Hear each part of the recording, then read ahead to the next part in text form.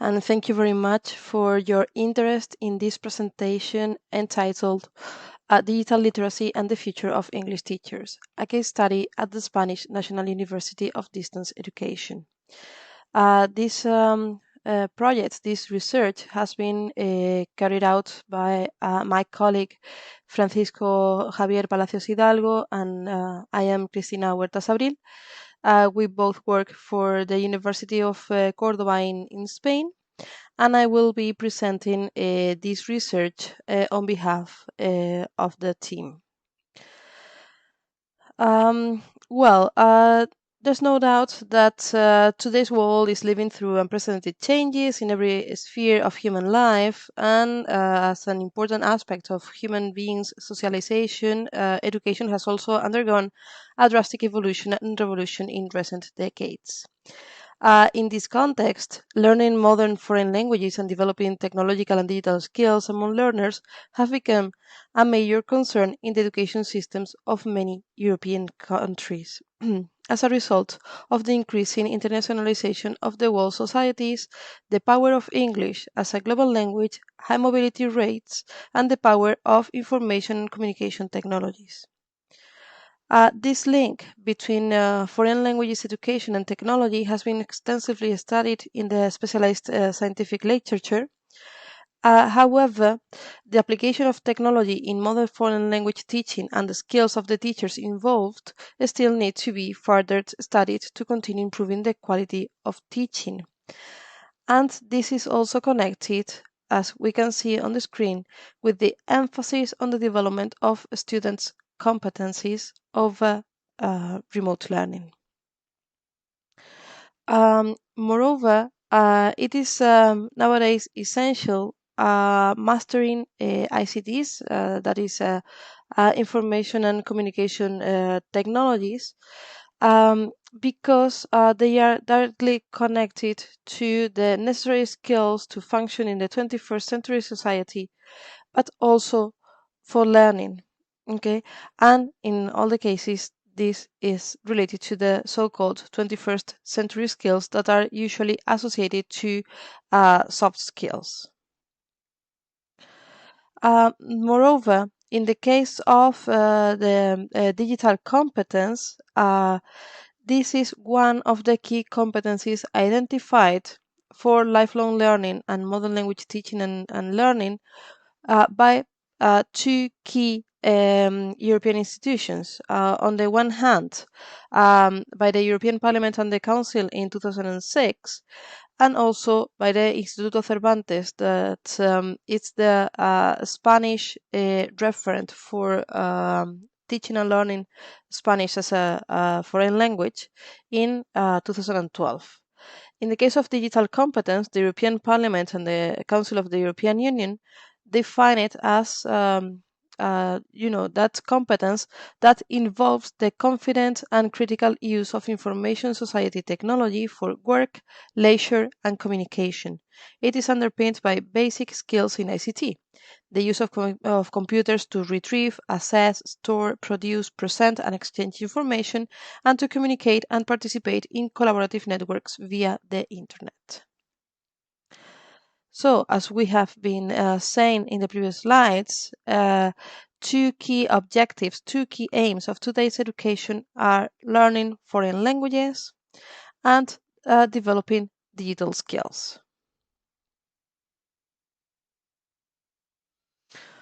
So, what is expected of students? Well, connecting with what we said before, what is expected is that our students are proficient in at least a foreign language, and also that they are digital competent. And in this context, teachers are the key, because we are assumed to have the necessary knowledge and skills to appropriately train future generations in all these aspects that we have mentioned before. So, in this context, our objectives, the objectives of this study are two, as we can see on the screen. To examine the self-reported perceptions of a group of pre-service EFL teachers regarding their digital competence, and also to establish some proposals for improving the initial training of EFL teachers. We start from three hypotheses. Hypothesis one is that the participants have a positive self-perceived digital competence. Then the second hypothesis is that there are differences regarding the self-perceived digital competence of participants in terms of gender. And in the hypothesis three, also in terms of academic year that they are taking at university. Regarding the methods, this is a quasi-experimental interpretative and quantitative design. This design was selected for the study as it entails research in which hypotheses are established and responded to, but where the subjects are not selected randomly. Instead, eligibility criteria are established in order to select the most appropriate sample for the study. Furthermore, as I said, the study also followed a quantitative approach, which has been proved to have the potential to get results in the context of educational research. The instrument we used was a questionnaire for assessing the digital competence of EFL and bilingual education teachers, published in 2020, and it was distributed online. The questionnaire is divided into two parts. First, an initial demographic data section with the age, gender, highest academic year, and nationality of the students. And also, it has three specific dimensions connected to digital competence. First, general information about the use of educational technology, of information and communication technologies.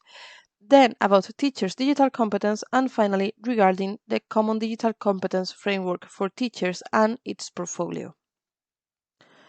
The sample, as we can see here in the screen, it was a convenient sampling method and with certain eligibility criteria, and finally a total of 126 participants took part in the study, of whom 19.8% were men and 78.6 were women.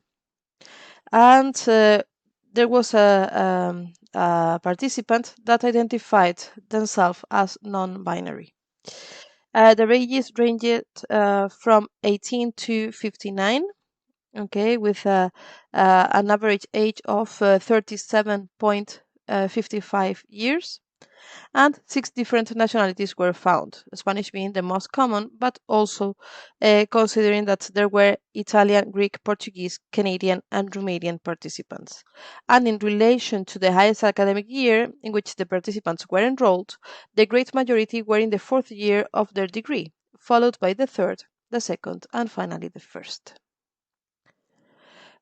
Focusing on the results, here you can see the first 4 items, and you can see that in general there is a positive perception regarding ICT in general, although in question 3 we can see that the participants have some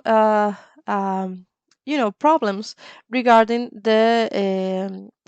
regarding having worked with digital competence during a university degree, although they think, as we can see in question 1, that it is necessary knowledge, that they have the necessary knowledge for using ICT for teaching.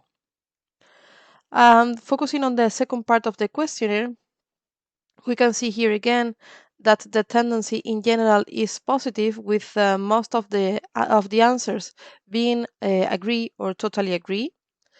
Regarding, for example, searching for information and access for information, selecting the most appropriate, or storing, creating and edit different types of files, using different types of software, etc.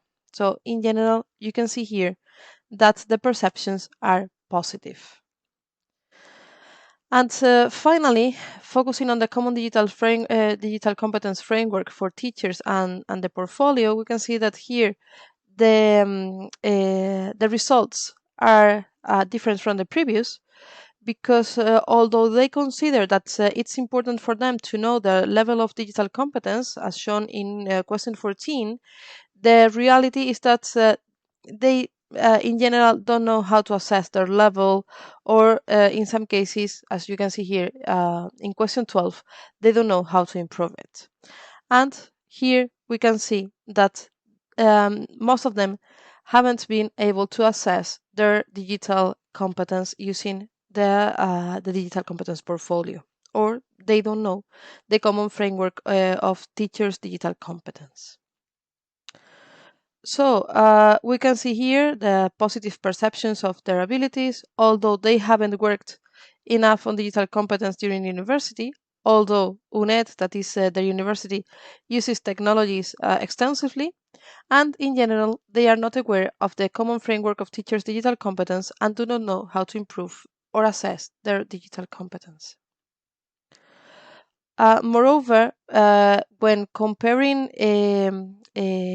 genders, here we can see that in general there are no statistically significant differences in most of the cases, except in the case of Q5, where men scored higher, as it happens in question 7 and in question 10.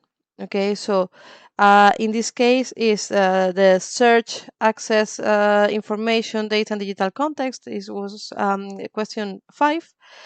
In the case of question 7, it was the item related to creating, storing, and editing different types of files.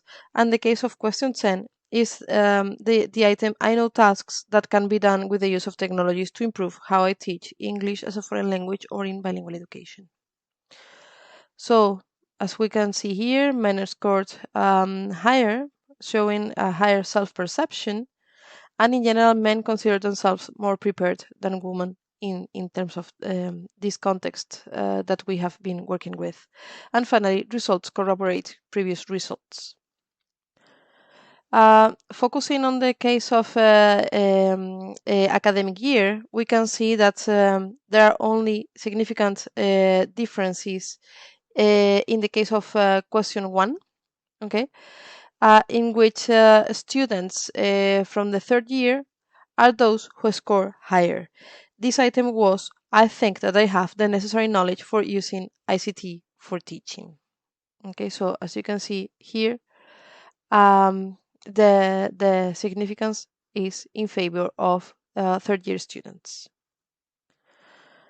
So, limited statistically significant discrepancies. In the majority of cases, first and second year participants showed more positive self-perceived digital competence, and maybe students tend to start university with high confidence, but then their expectations are reduced as they progress.